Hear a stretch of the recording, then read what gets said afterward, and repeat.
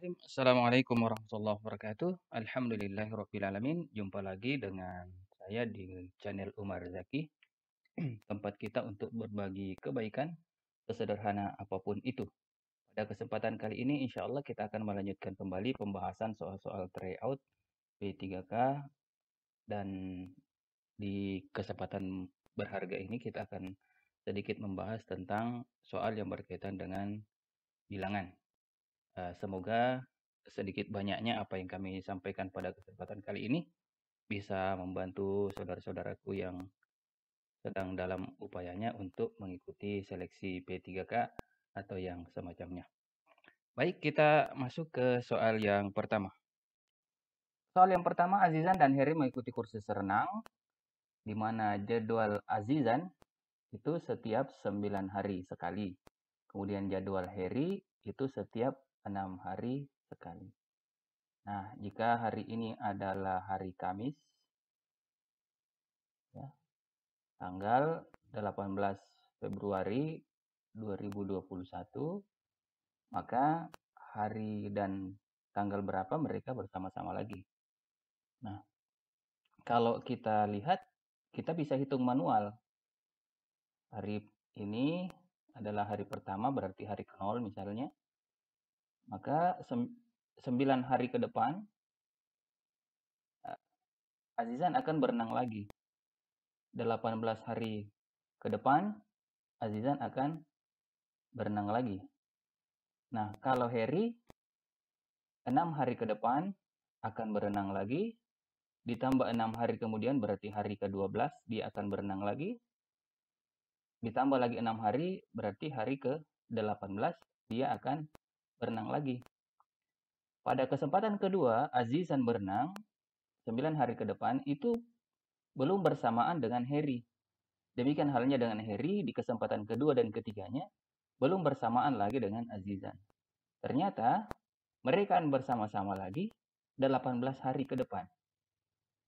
Nah, ini bisa lebih mudah dengan menggunakan konsep KPK. KPK dari 6 dan 9. KPK dari 6 dan 9 kita pahami bersama adalah 18. Supaya lebih cepat. Artinya apa? 18 hari ke depan, setelah tanggal 18, Azizan dan Heri akan berenang bersama-sama lagi. Nah, sekarang kita akan mencari harinya. Untuk mencari hari 18 hari ke depan, itu kita menggunakan modulo 7. Kita membagi 18 dengan 7. Mari kita lihat, 18 dibagi 7, itu sama dengan 2, sisa 4. Nah, berarti perulangan hari itu kan berulang setiap 7 hari. Kalau hari ini hari Ahad atau hari Minggu, maka 7 hari ke depan hari Minggu lagi atau hari Ahad lagi. Nah, berarti 18 dibagi 7 sama dengan 2 sisa 4. Setelah 2 pekan akan kembali ke hari Kamis, ditambah 4 hari lagi berikutnya, baru sampai di 18 hari kemudian setelah Kamis tanggal 18 Februari 2021 itu. Berarti jika hari ini hari Kamis, 4 hari ke depan, Kamis, Jumat, Sabtu, Ahad, Senin. Ya, 4 hari setelah hari Kamis. 1, 2, 3, 4. Berarti 18 hari setelah hari Kamis ke depan itu adalah hari Senin. Ya. Nah, kalau kita lihat di pilihan, ini salah, ini salah, ini salah. Sisa bagian B atau bagian C. Kalau begitu kita sisa hitung tanggalnya. Kalau bulan Februari itu kan sampai tanggal 28 karena 2021 itu bukan tahun kabisat. Berarti 20 kalau tanggalnya ya sampai akhir Februari itu sudah menghabiskan 10 hari. Berarti ditambah lagi dengan 8 hari di bulan Maret. Berarti 8 Maret 2021. Artinya, Azizan dan Heri jika pada hari Kamis tanggal 18 Februari 2021 mereka berenang bersama, maka 18 hari ke depan mereka akan berenang bersama lagi, yaitu pada hari Senin, tanggal 8 Maret 2021. Jadi jawabannya adalah bagian B. Soal berikutnya, jika FPB dari A dan B adalah 6, KPK A dan B adalah 210, maka nilai A dan B berturut-turut adalah. Baik, jika FPB dari A dan B itu adalah 6, maka tentu A itu tersusun dari adalah suatu bilangan yang salah satu faktornya adalah 6. Maka A itu adalah 6 dikali suatu bilangan bulat. Demikian juga dengan B. B itu adalah perkalian suatu bilangan yang salah satunya adalah 6. Misalkan dia adalah N. Nah, selanjutnya, karena perkalian antara KPK dikali dengan FPB-nya itu sama dengan perkalian bilangan-bilangannya, maka tentu ini 210 dikali 6 sama dengan 6M dikali dengan 6N. Selanjutnya kita sederhanakan, ini habis, ini juga habis, bisa 35. Berarti M kali N itu sama dengan 35. Nah, perkalian dua bilangan yang hasilnya 35 itu kan ada beberapa kemungkinan. Ya, jika ini adalah bilangan 35, ini adalah M dan ini adalah N, bisa saja 1 kali 35, bisa 35 kali 1, bisa 7 kali 5, bisa 5 kali 7. Misalkan 35 itu kita ambil M-nya 5 dan N-nya 7. Untuk M sama dengan 5 dan N sama dengan 7 misalnya. Maka tentu A-nya sama dengan 6 kali 5, 30, dan B-nya itu sama dengan 7 kali 6, 42. Ini kalau dilirik-lirik di optionnya, itu sudah ada jawabannya, yaitu bagian E. Tapi apa kita yakin bahwa inilah solusi dari masalah kita? Gampang saja. Kita cek KPK dari 30 dan 42. Kalau kita hitung-hitung, insya Allah ternyata KPK-nya adalah 210 dan FPB-nya adalah 6. Jadi jawabannya adalah 30 dan 42.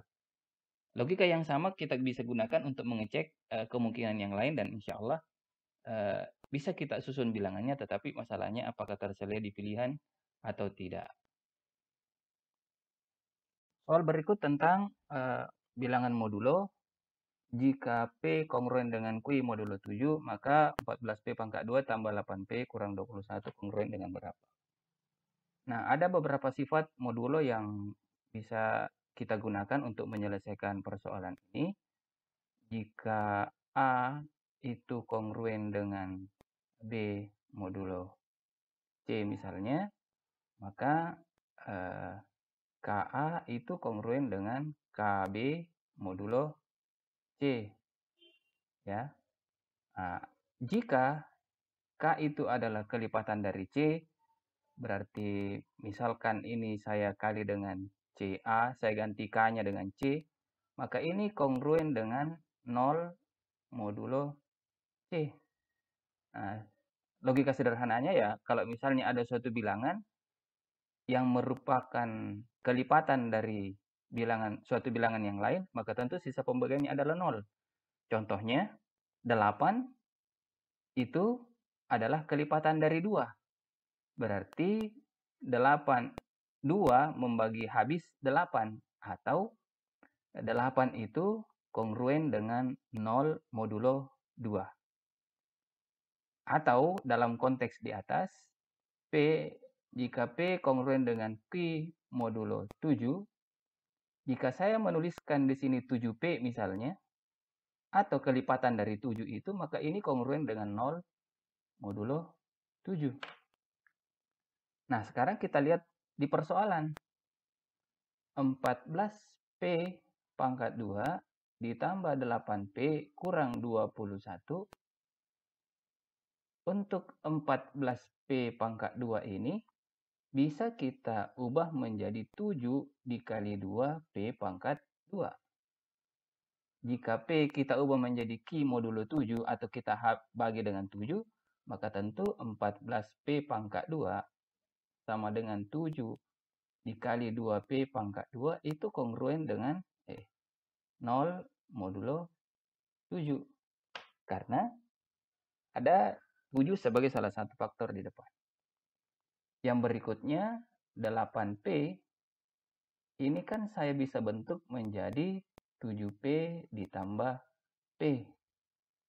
7P itu kongruen dengan 0 modulo 7. Jadi kalau saya tulis ini bisa saya bilang 7P misalnya modulo 7 ditambah P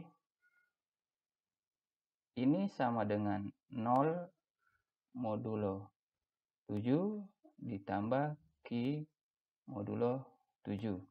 Atau saya bisa bilang 0 tambah P. Selanjutnya 21 kongruen tentu dengan 0 modulo 7. Karena 21 itu habis dibagi 7. Maka 14P pangkat 2 ditambah 8P kurang 21 ini sama dengan 0 dari sini ditambah P dikurang 0 sama dengan P. Jadi jawabannya adalah P. Cuma masalahnya pilihan P ini tidak tersedia di pilihan. Maka kita mengecek satu-satu di sini mana di antara option-option itu yang nilainya sama dengan P. Kalau bagian A, kita lihat apakah 28 itu kongruen dengan 7? Jelas. Ini hasilnya adalah 0 karena 28 kelipatan dari 7. Apakah 15P itu sama dengan P? 15P dapat kita ubah menjadi 7 kali 2P tambah P. Ini tentu sama dengan 0 tambah P. Jadi jawabannya adalah bagian A.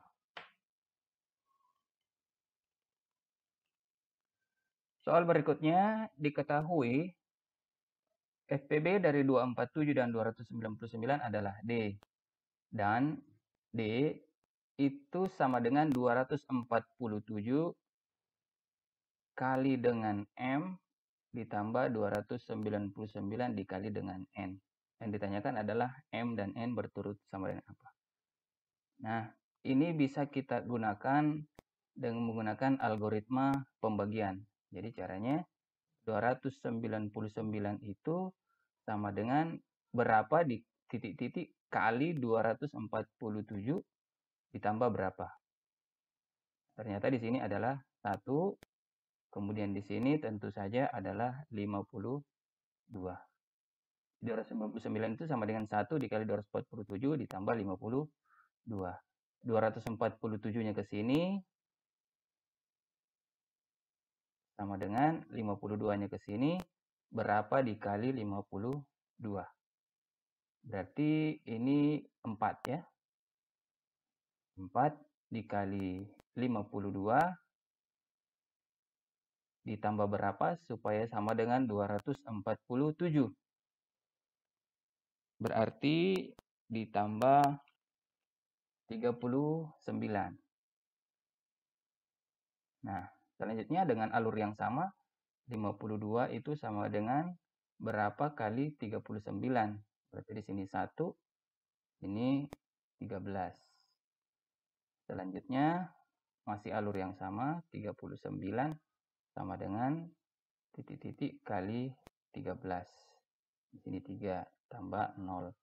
Nah, jika di sini sudah bersisa 0, maka yang menjadi FPB dari bilangan-bilangan yang dimaksud adalah sisa pembagian satu langkah sebelumnya. Berarti FPB dari 247 dan 299 itu adalah 13. Jadi jawabannya kalau bukan tidak mungkin B dan tidak mungkin D. Nah, sekarang kita susun bilangan bulat apa saja kira-kira yang memenuhi di sini yang mengganti M dan N sehingga hasilnya itu sama dengan 13. Nah, kalau mau gampang ya tinggal substitusi saja angka-angka, ganti M-nya dengan negatif 6, N-nya negatif 5. Apakah kalau dikali 247 dan 299 hasilnya 13? Kita bisa cek satu-satu. Tapi kita bisa menggunakan juga cara yang lain. Caranya, kita mulai dari awal. Nah, 13 ini kan saya bisa modifikasi menjadi 52 dikurang 1 kali 39. Ya, jadi ini yang saya putar, ini saya pindahkan, bentuknya seperti ini. Ya. Selanjutnya, ini sama dengan 52 dikurang 1 dikali. Nah, ini lagi di atasnya yang saya putar, ini saya pindahkan ke sebelah. Berarti 39 itu adalah hasil pengurangan 247 dikurang 4 kali 52. Di sini 247 kurang 4 kali 52. Kita sederhanakan dulu. 2 kurang 247. Ya, tambah 4 kali 52. Ini 1, ini 4, berarti 5 dikali 52 kurang 247.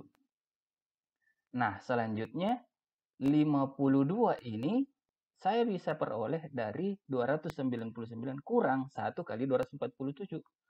Berarti ini saya bisa ganti 5 dikali 299 dikurang 1 kali 247 kurang 247.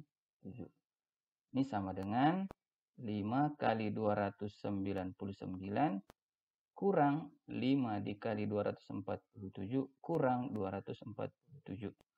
Sama dengan 5 dikali 299 kurang 6 dikali 247.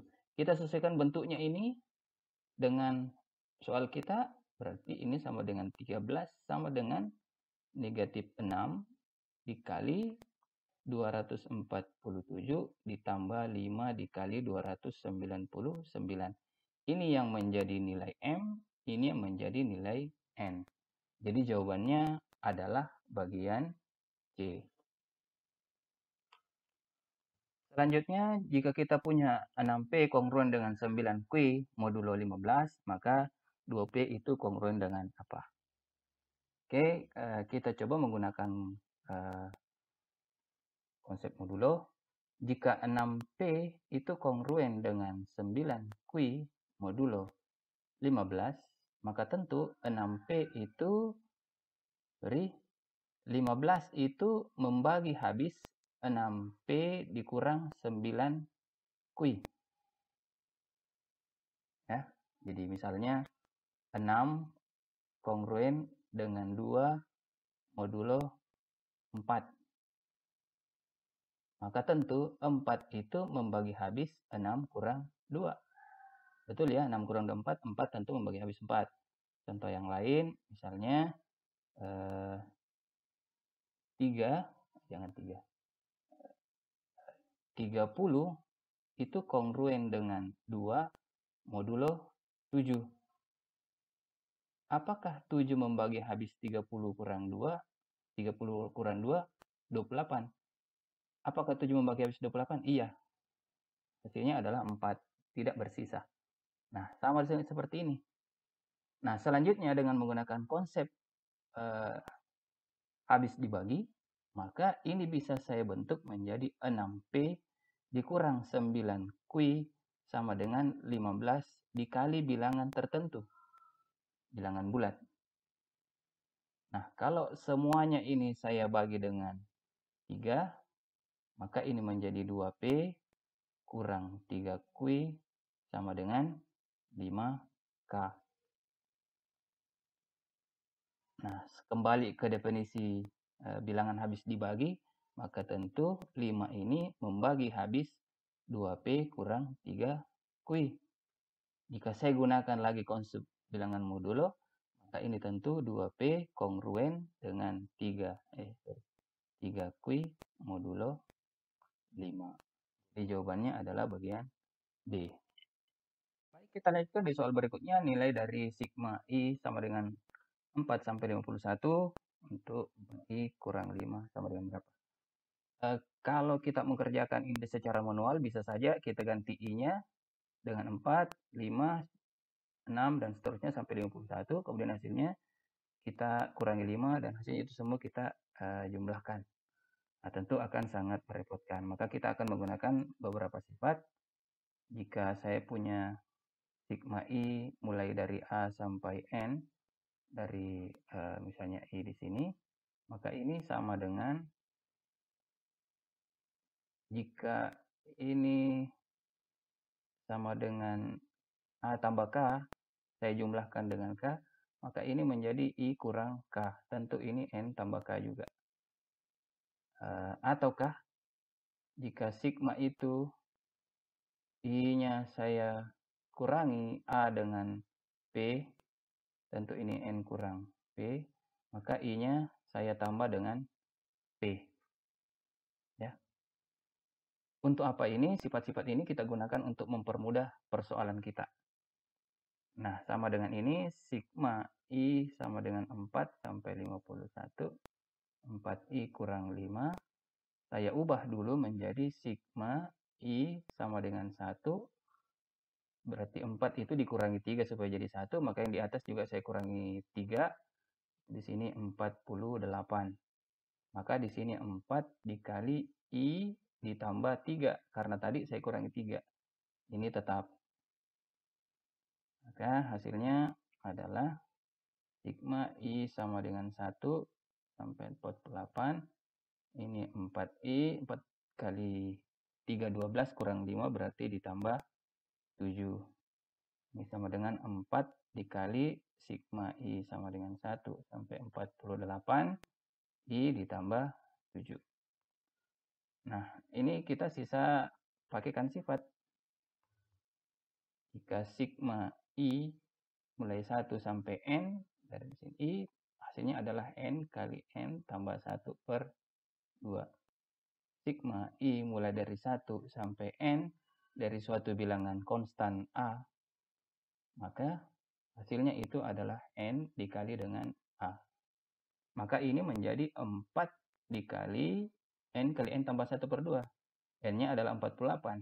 Berarti 48 kali 48 tambah 1 per 2. Ditambah 7 dikali 48. Nah, hasilnya ini bisa kita hapus.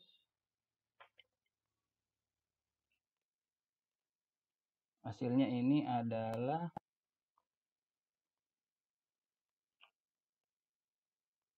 2 kali 48 kali 49 tambah 336. 2 kali 48 kali 49 itu 4.704. Ditambah 336, hasilnya adalah 5.040. Jadi jawabannya adalah bagian B. Oke, soal terakhir, jumlah bilangan di antara 5 dan 100 yang habis dibagi 7, tetapi tidak habis dibagi 4 adalah. Nah, untuk menyelesaikan soal ini, kita bisa menggunakan barisan aritmatika, atau bisa kita gunakan konsep sigma. Pada kesempatan ini, saya gunakan konsep sigma untuk menyelesaikan. Yang pertama, kita identifikasi dulu bilangan yang habis dibagi 7 antara 5 dan 100. Berarti bilangan yang pertama itu adalah 7, dan bilangan yang terakhir itu adalah 14 kali 7 berapa? 98. Ya.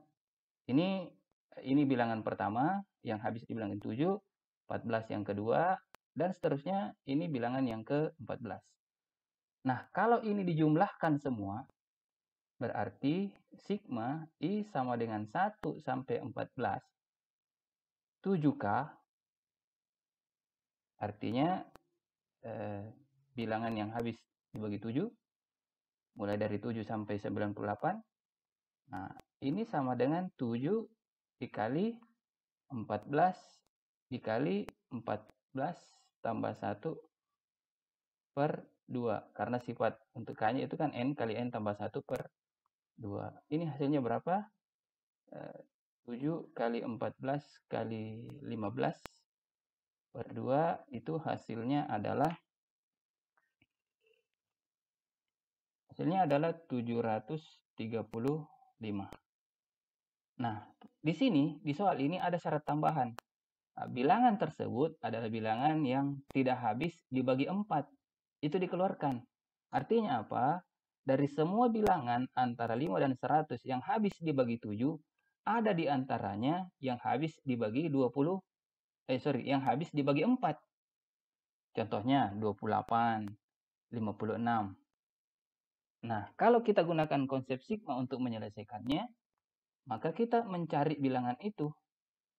Bilangan yang pertama yang habis dibagi 7 dan habis dibagi 4 adalah 28. Yang kedua adalah 56. Yang ketiga adalah ini tambah 28 berarti 84. Ya, 84. Kalau ditambah lagi 28 sudah lebih dari 100. Berarti ada 3 bilangan. Nah, kalau kita gunakan konsep sigma, berarti sigma I dari 1 sampai 3, 28K, habis dibagi 7 dan habis dibagi 4, ini sama dengan 28 kali 3 kali 3 tambah 1 per 2. Hasilnya adalah 28 kali 3 kali 4 per 2. Hasilnya ini habis. Berarti 28 kali 6. Hasilnya adalah 168. Ya. Apa betul 168? Kalau kita jumlahkan ini 140 ditambah 28. 168. Sesuai ya, ini dengan ini. Ini kita hitung manual, ini kita hitung menggunakan sigma. Maka, jumlah bilangan antara 5 dan 100 yang habis dibagi 7 tetapi tidak habis dibagi 4, itu adalah sigma I mulai dari 1 sampai 14, 7K, dikurang sigma I sama dengan 1 sampai 3, 28K, maka sama dengan 735 dikurang 168. Jawabannya adalah 567. Jawabannya adalah bagian C. Oke, demikian pembahasan kita kali ini. Mudah-mudahan bermanfaat untuk kita semua. Saya ucapkan terima kasih banyak yang sudah menyimak sampai akhir video ini. Dan saya mengucapkan terima kasih banyak bagi saudara-saudaraku yang sudah memberikan dukungannya. Dan yang lain yang belum memberikan dukungannya, silahkan memberikan dukungan dengan menekan tombol subscribe dan memberikan masukan dan saran untuk perbaikan video di masa-masa yang akan datang. Semoga kita semuanya ikut seleksi, diberikan kemudahan oleh Allah Subhanahu wa taala dalam mengikuti seleksi tersebut. Barakallahu fikum. Assalamualaikum warahmatullahi wabarakatuh.